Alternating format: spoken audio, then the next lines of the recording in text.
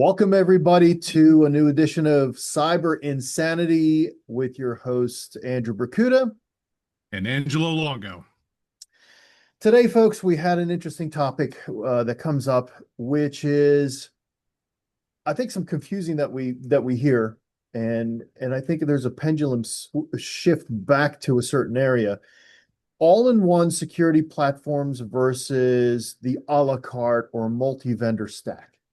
Right. And this is one of those debates that have gone from one side of the spectrum to the other, then back again, then back again, then back again.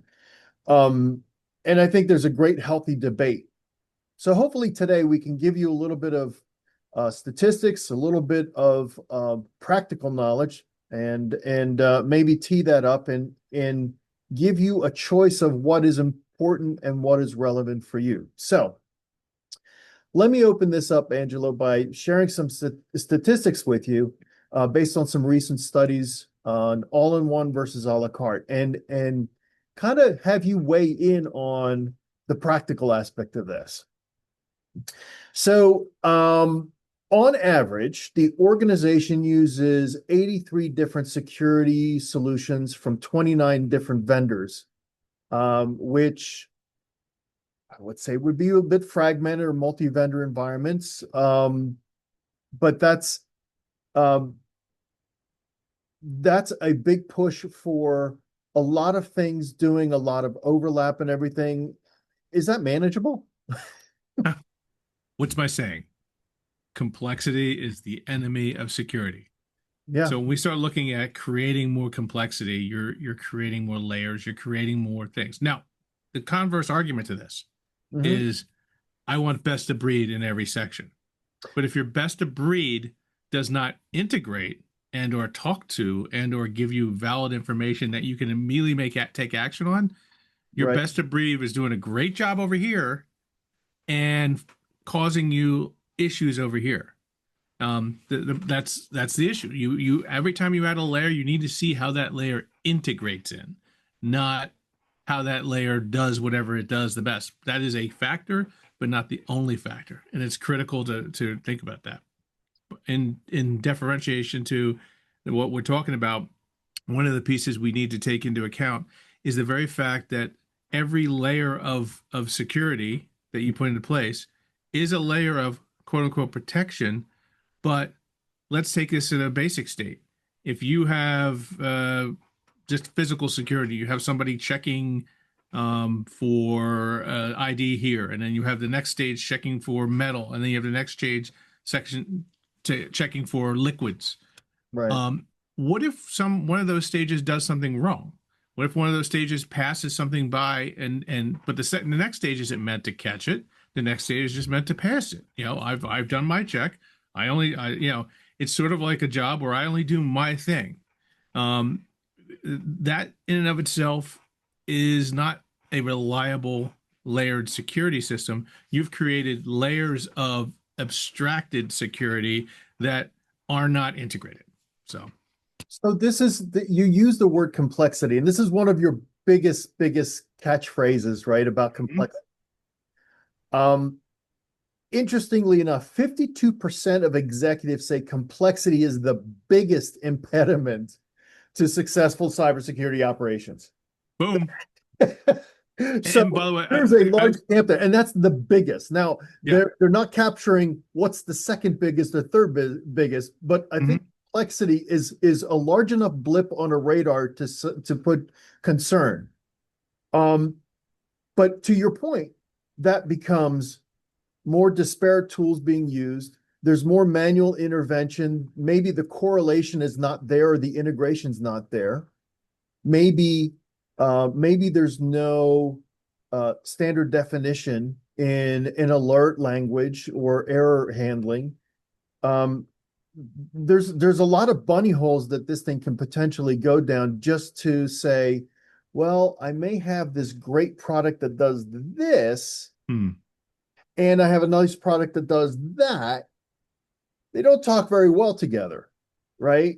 But that translates to the next statistic, which is that platform and adopting for security incidents, right? Adopting and building those things together to respond to security incidents. And the statistic is on average 72 days less to detect a security incident with an all-in-one versus a la carte, and 84 days less to contain one. Talk about dwell time here, because this is what we're talking about, right? This the key component to this conversation about complexity. When you add complexity, you're adding a layer to look at, to interpret, to build off of. So when you look at that, you need to say, okay, and how am I making the process more efficient? Because efficiency has two different qualities to it. One, the quality of which it can do something, and then the speed of which it can do something. It's Mm, like a dual measure. It's not a single measure, just speed. So when you start looking at efficiency, you need to look at that integration point. You need to look at how, do you have a SIM that's getting this data? Is that SIM correlating data between its known products and other products to make a informed decision? Or are you just collating data together for the eventual B word breach, mm, where you now have to give that information to a forensic team, a lawyer, et cetera, and you're just basically a repository of what happened. What you want to do, and to be frank, we're always reactive, right. except when we can be proactive and set proactive controls to block. But the reality is, every layer of pane of glass that you add, that I need to look at and make a correlation that is without some type of digital tool that can help me see these things relate together, is a layer of that I need to go in and make sure somebody's in place to make that interpretation. That means it's a body, part-time or full-time. It's Yep. a person making decisions, and it's not, that's not really that scalable, and it's not really that automatable. So you're reducing your ability to find stuff in a manner which is efficient, and then be able to take and once found, remediate the issue in your environment, get rid of it, pull it out. Meantime between detection, meantime between failure, between um, remediation, are two huge things that really. Oh, look, I get my thumbs up. I gave myself my own thumbs up. Are two things that really basically give a strong indicator of how well a security program is working. That's and those people that are actually doing this, we call them SOC analysts, right? Yeah. Security Operations Center. These are people that they are trained to investigate, to go down these bunny holes to find out, is this a threat? Is this not a threat? And would it surprise you if I said that more than 80% of those SOC analysts say that manual threat investigation slows down response times, right? I don't. Not at all, because you know what? Those people are the ones who are dealing with this. They're the boots on the ground. They're the people who are like looking at a Yeah, piece of data, some network traffic over here, and some aberrant authentication over here, and some data transfer here. What does that mean? What does that mean to you, me, the wall? We don't know until such time as you can make that correlation, and that correlation with a SOC analyst comes through experience. They're not going to just day one be there. Oh, I can figure this out. Now there will be playbooks they can work through, and there will be things that they can do, but someone needs to build that. Somebody with experience needs to make that happen. And if they are there to make that happen, right. great. But you're still dealing with the point. You're dealing with a single point of failure, and that failure becomes a SOC analyst, because a SOC analyst wants to take meaningful information and give it to somebody to make a decision on what to happen, what to do with. That's the reality of things. And they get hit with a lot of investigation type of activity, right? So Yeah. you compound this in an enterprise that's active on the internet, has a lot of exposure in the internet world, commerce, healthcare, whatever. There's going to be there's a lot of overburden to try to get to those nuggets of truth, right? Mhm. And this is where that's again an all-in-one solution comes up with some stars here from reducing investigation and reporting, right? By I think the claim was 88%, up to 88%. The investigating and reporting is optimized, and then manual reporting is reduced by 98% in some cases. Uh, that's tangible Oh results. yeah, That's that's that tangible results. that's showing not only the ability to really be able to take action in that efficient manner, but also when it comes to budget time, you're not looking for an additional possible analyst. You may be looking for an integration point that the analyst has requested to help you get along. So this is all about that integration and making things, more efficient. And I know um, I think the efficiency cannot be undermined, but everything needs to be taken with a grain of salt. Fair The play. single pane of glass needs to be constantly evaluated for its efficacy Hmm. because the simple fact is, these things change over time. But in the end here, you're seeing much better results with a place to go to so that you can see everything that's going on. Now, having said that, that term everything is very wide and not so deep sometimes. Right. And so when we go to everything, we need to take a step back.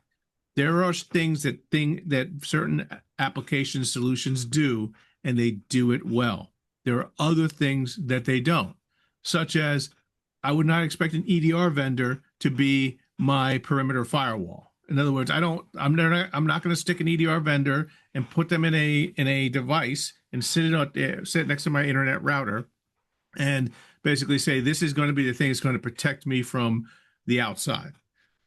And there are places for everything. So there's not a truly a single pane of glass in the security world, but you can cover a lot of ground with a few of these applications. If we take endpoint, network, and data, those three major chunks, you Right. can you can cover a lot of ground with probably three apps and one corollary app at the top, like a SIM that talks to each other. So you really have four different solutions that work together to build a technical stack. And Hmm. I'm glad I'm truly somebody will yell at me. Oh, what about IAM? What about what about data discovery? What about labor? Yeah, okay, I'm pushing everything into various things, but Right. the reality is you do yourself a great service with something that already is interpreting and delivering a possible verdict. Okay. So really now we then have to talk about the pros and cons of both, right? So everybody everybody has opinions on if they should be all in one. Everybody has opinions on is it a la carte? Is it a mixture between both? And I think if we cover the pros and cons between both of these Hmm. a little bit, and we can certainly cite various reports, various studies and stuff.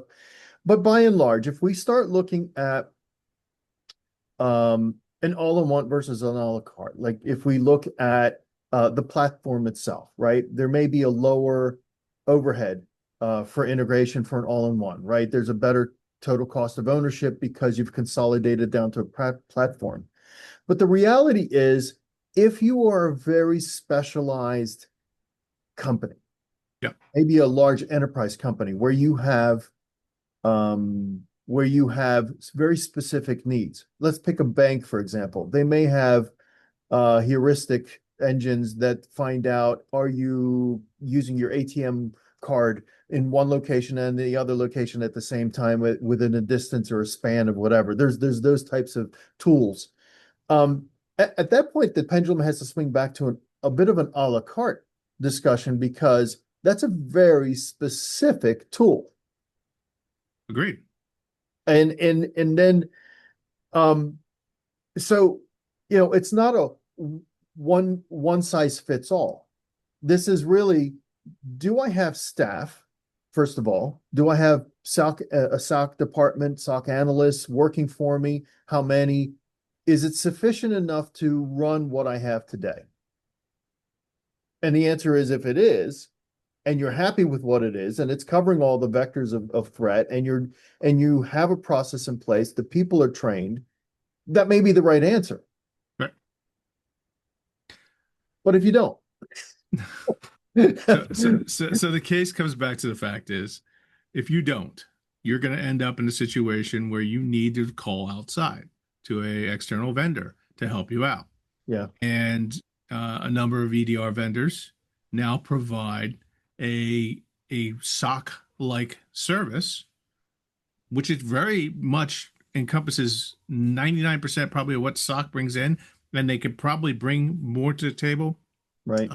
either as time goes on or as you integrate further. It's a cost benefit analysis as to what you bring into the table. But the issue at hand is, as you look out to these services, that can give you some peace of mind, at least at the points of reference that you're probably trying to protect the most. We're now probably, I hesitate to guess what the industry looks like, and I probably need to do a little research, but you're going to see less and less hybrid and more cloud-based businesses. Right. And of those cloud-based businesses, that means your endpoint is your point of presence. You don't really, you're not going to have a lot of infrastructure. You're not going to have a lot of, servers and server rooms and data center analysts and, people changing tapes. That stuff goes away when the cloud takes over. And the easiest cloud for you guys to get in is Google Workspace or Microsoft 365. How many companies are just going into that, moving their data to the cloud? So now your endpoint is a critical element to your protection, because your endpoint is the interface into that environment.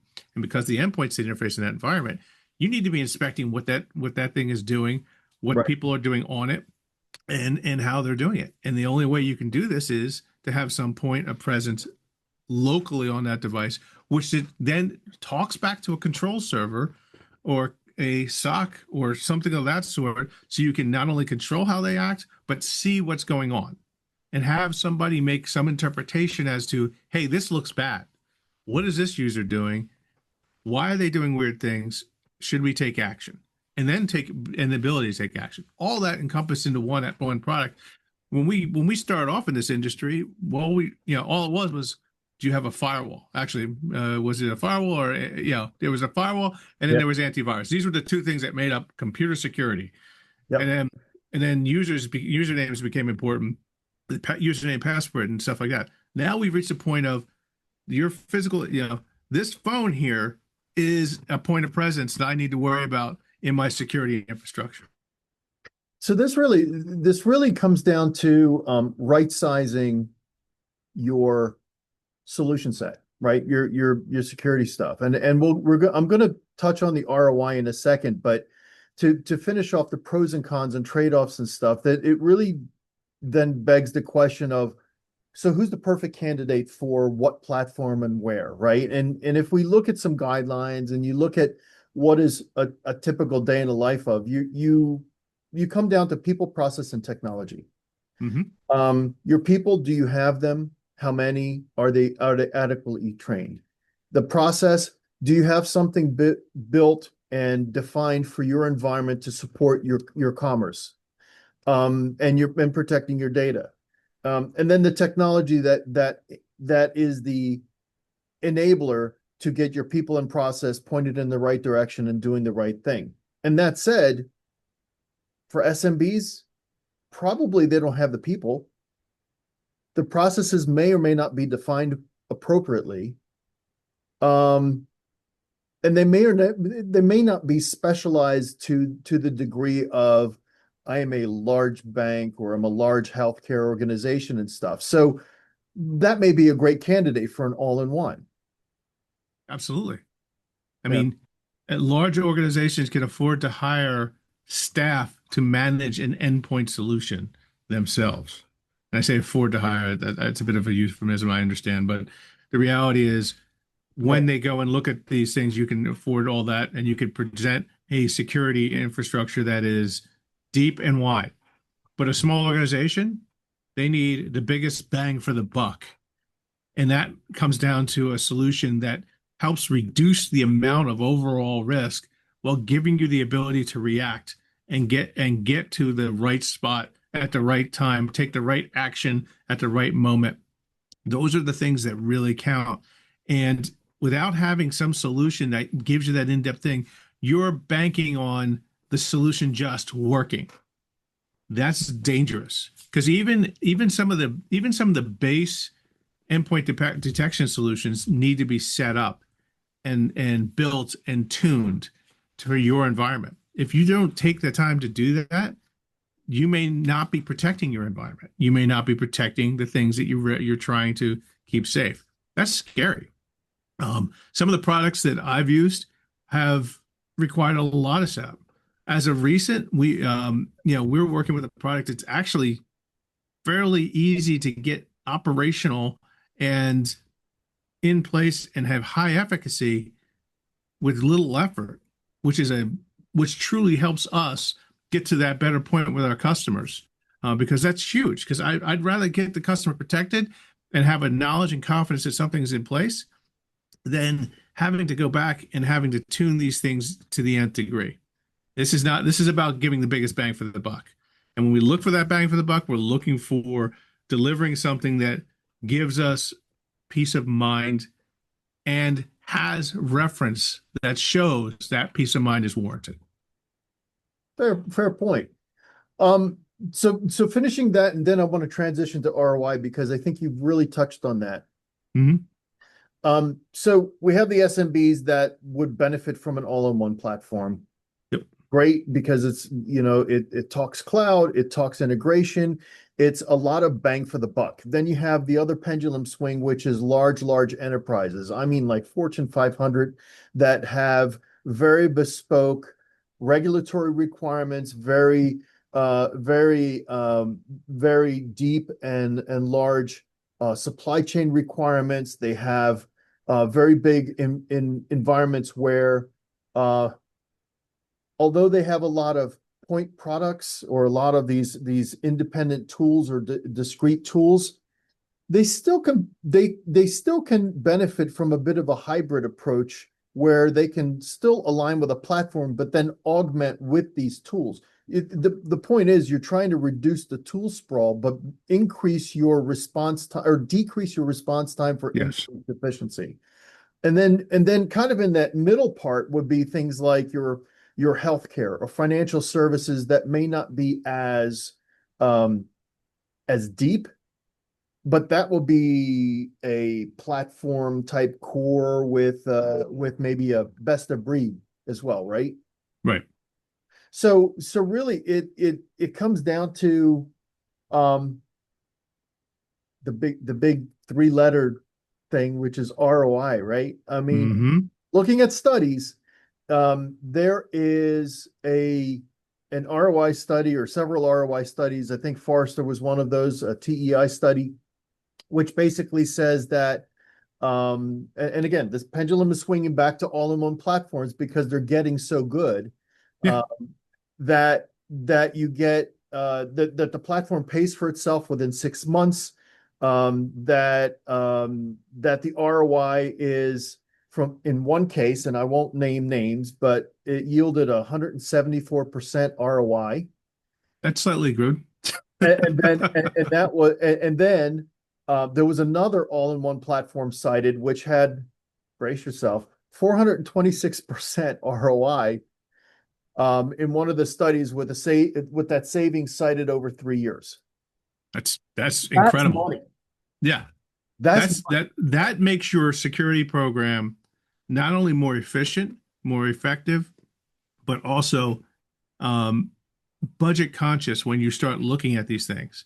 Because now you're looking at look at the good choices I've made and how it has protected our environment.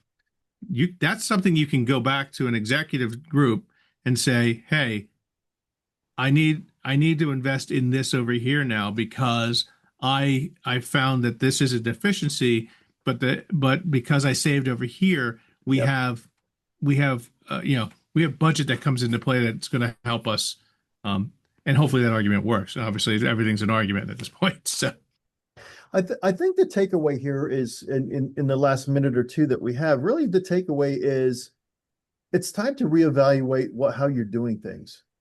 Do you agree with that? absolutely, I will even state this: if you're not looking at the industry and your product solutions on some sort of periodic basis, quarterly, semi-annually, annually, you're doing yourself a disservice because you may be missing out on savings, you may be missing out on efficiencies, You may not be as effective as you think you are. Yeah. Don't be wrapped around the need to have one solution and stick with it. The days of loyalty, even by the big names, are gone. Yeah. They still may come to your aid eventually, but it's after, the big players have also put their pressure on them. The reality when you come down to it is the people in question who are currently doing the best job may not be the biggest and seemingly marketing wise best. When you start looking at marketing, you're feeding into a situation which says we're the best. That's what they're saying. We're the best by us. But you need to look past that and really get to what is the best for you, what is the best for what it does, and then make that decision. At the end of the day, it's not about the vacuum attachments, is does the vacuum suck or not? Boom. So, Angelo, I really appreciate your viewpoint here because just some of the things that were quoted here were from a Forrester study. Another one was from an IBM study. These are not Hmm. small teams. These are Yeah, not, and the products that they were using in their studies were not even theirs.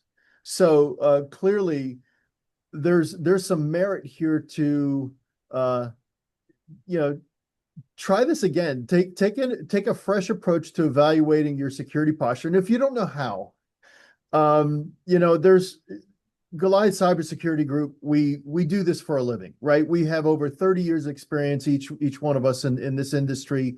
We've done this so many times. Angela, I'm going to pick on you for a second. You're a gentleman who's been a visa, so for time ad nauseum for many a company, many large companies, many agencies. You've put in your expertise.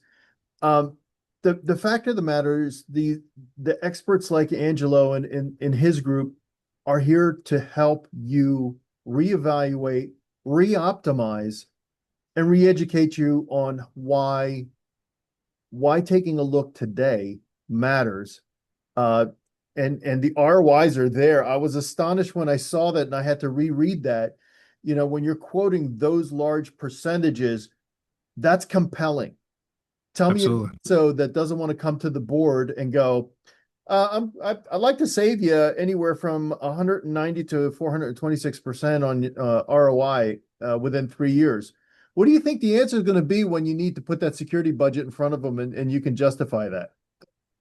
They're more apt to look at you more seriously than the other because a lot of times there's a lot of overspend and there's a lot of mindless use of the budget because if somebody buys something and doesn't implement it, shelfware, we call that shelfware. Yep. um you've just wasted money. You might have gone to a casino and put it in a slot machine. That's the end result because you've done nothing with it. And every day it's not implemented is a day you've lost money on it. Yeah. That's just the truth of it. Yeah. And it doesn't take rocket science to look at our industry and see that there's a reduction in force industry Boom. wide. That means that there's less people on your security teams. Yeah. That may mean that your budgets are potentially at risk or need to be restructured. Hmm. It may mean that you have tool fatigue if your dwell times are too long, or if you're not getting ahead of that and you're just trying to catch up to the events that are happening. It's Yep. time to reevaluate because maybe you have too many dashboards you're looking at. Maybe it's confusing your teams. We're not here to exasperate our SOC teams. We're here to enable them and empower them to protect our company. So if you're making it harder for them to do work, yeah, they may need that one little feature, but there's so much overlap. Maybe time to reevaluate where you are, right? Listen, we're only protecting your company's value and trust in the market. It's not that big a deal, right? Yeah. It's only your ability to make money because people trust you. It's not that big a deal. What's the number you put on those things? People like to say that security doesn't have good metrics that measure into dollar signs that are budgetable. But that is looking at it from a kind of a myopic view because you do have measurement, you have insurance, you have, the downtime that occurs when an issue happens. You do have loss of reputation. Those things can be calculated, albeit some of them are subjective.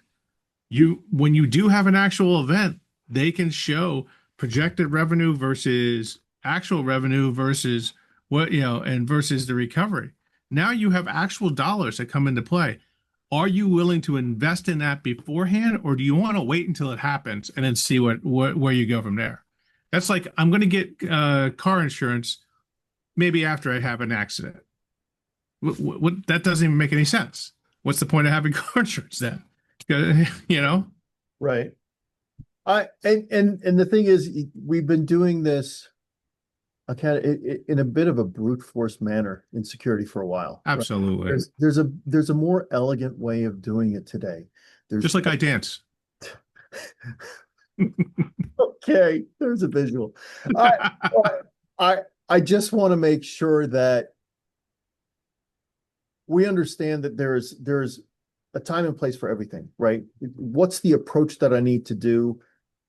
Can I do this smarter, not harder? Can we do this with more use of maybe AI? True, they're starting to put AI in with salt and pepper as a condiment these days, but things like tried and true things like SWORD or playbooks or any of these tools that are there that everybody wants it, but nobody seems to be using some of this playbooks, right? Are you doing things less efficiently and you're hurting yourself in the long run? Again, this is when picking on somebody like Angelo and saying, hey, Angelo, I need, an hour of your time. I need a sanity check in aisle 3 here. Am I doing things the hard way? Angelo can pick up the phone, walk through with you. We have workshops that are available to walk through with you to say, let's do a gut check. So I do welcome you to visit Goliath's website, www.goliathsec.com. This is the podcast sponsor is Goliathsec, right? This is Cyber Insanity. But we don't need to do things in an insane way. We can do things in a sane way and be able to build better mousetraps for the threats at hand. So with that, Angelo, do you have any last words? I already said them, but I'll say them again. We're saying, everybody, complexity is the enemy of security. Reduce your complexity, and probably and most likely your security will be in a much more efficient state, because every layer you need to look is a layer of complication, is a layer of delay, and it's a layer of decision. That leads to indecision, thus probably failure. And there you go. Andrew? Mine has always been and still stays true. The best security device rests between our ears if we so choose to use it. So with that, thank you for joining. Great topic, Angelo. And until next time, practice safe computing. Take care.